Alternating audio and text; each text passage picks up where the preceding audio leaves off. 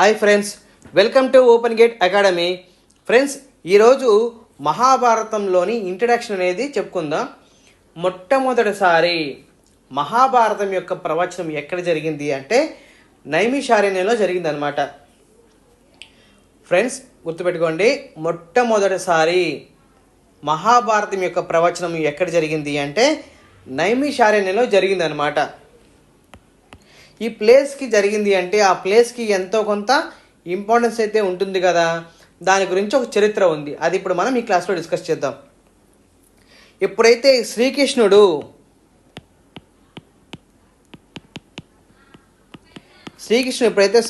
మరణిస్తాడో ఆ తర్వాత ప్రారంభమైన యుగం ఏంటిదంటే కలియుగం అన్నమాట.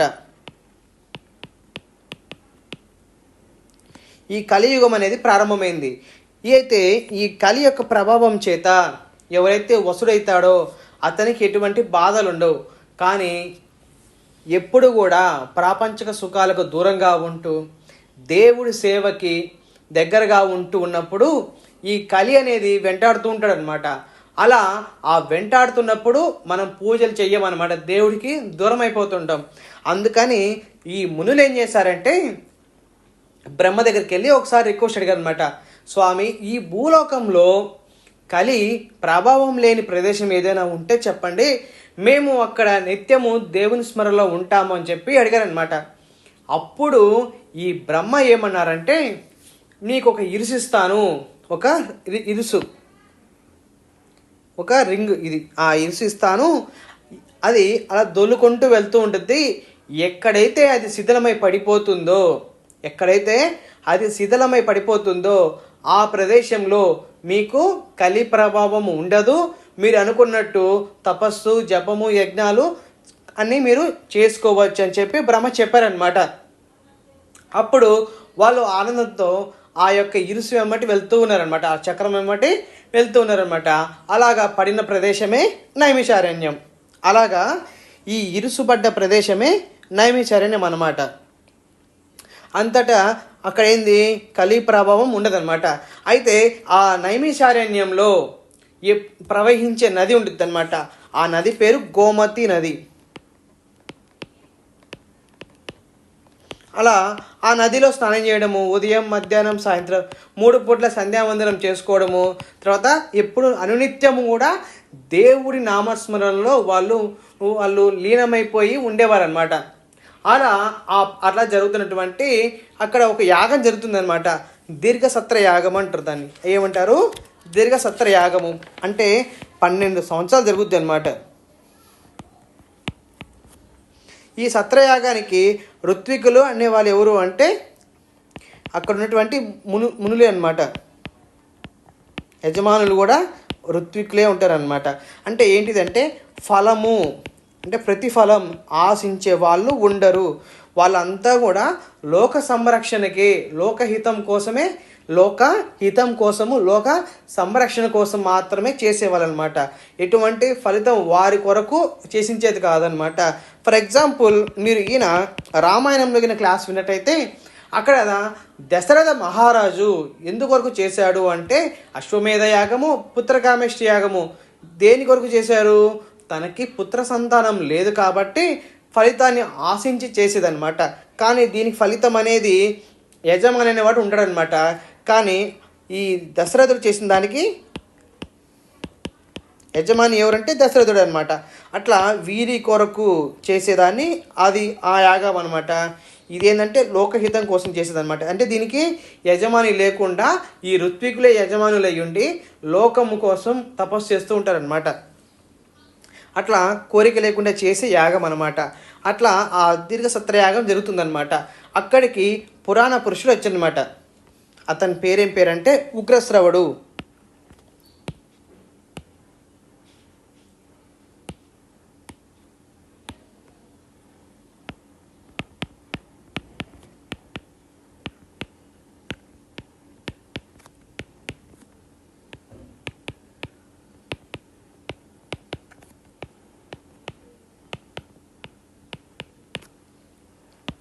ఉగ్రశ్రువు యొక్క తండ్రి పేరంటే రోమ మహర్షి.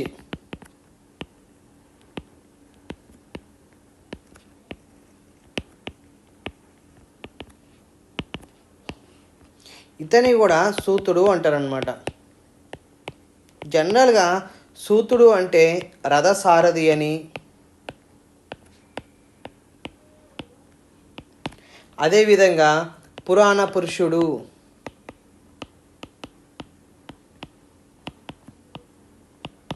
అంటే పురాణ ప్రవచనం చేసేవారని, లేదా రథసారథిని కూడా ఏమంటారంటే సూతుడు అని చెప్పి పిలుస్తారనమాట. అట్లా ఈ ఉగ్రశ్రవుడు యొక్క తండ్రి కూడా ప్రవచనాలు చెప్తూ ఉండేవాడు అనమాట. అట్లా ఈ ఉగ్రశ్రవుడు ఆ ప్రదేశానికి వచ్చారనమాట. ఎక్కడికి? నైమిషారణ్యంకి వచ్చారనమాట. నైమిషారణ్యానికి ఎవరు వచ్చారు? ఉగ్రశ్రవుడు. అక్కడ ఉన్నటువంటి మునులందరూ కూడా ఈ ఉగ్రశ్రవుడు చుట్టూ చేరారనమాట. ఈ ఉగ్రశ్రవుడు చుట్టూ చేరి అడిగారనమాట, ఏమని? నాయనా సూత, మీరు ఎక్కడి నుంచి వస్తున్నారు, ఏమేమి తీర్థయాత్ర సందర్శించి వచ్చారని చెప్పి అక్కడ ఉన్నటువంటి మునులందరూ అడిగారనమాట. అప్పుడు ఈ ఉగ్రశ్రవుడు ఏం చెప్తున్నాడంటే, నేను ఈ భూమండలం మీద శత్రువుల మీద దాదాపు 21 సార్లు దండయాత్ర చేసినటువంటి పరశురాముడి యొక్క సందర్శించి వచ్చాను.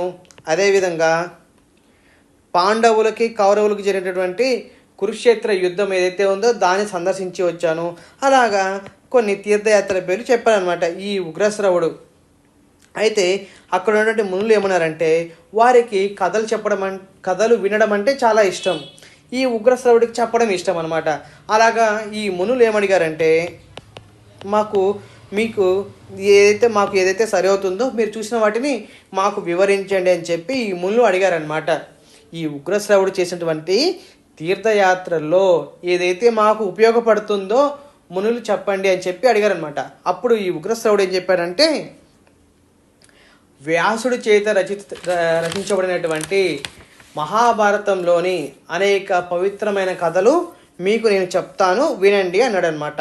అప్పుడు మహాభారతం ఎవరు రచించారు? వ్యాసుడు. ఈ వ్యాసుడు రచించిన మహాభారతాన్ని చెప్తాను అని చెప్పి అన్నాడు అనమాట. అట్లా ఇప్పుడు పరీక్షిత్ మహారాజు యొక్క కుమారుడు ఎవరంటే జనమేజయుడు.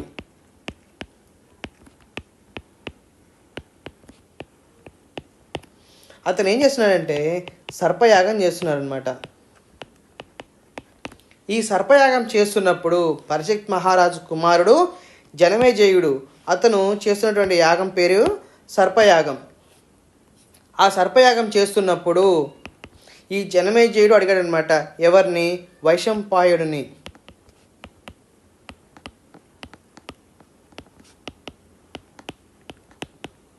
మా పూర్వీకుల చరిత్ర చెప్పండి అని చెప్పి ఈ జనమేజయుడు వైశంపాయనుని అడిగాడనమాట.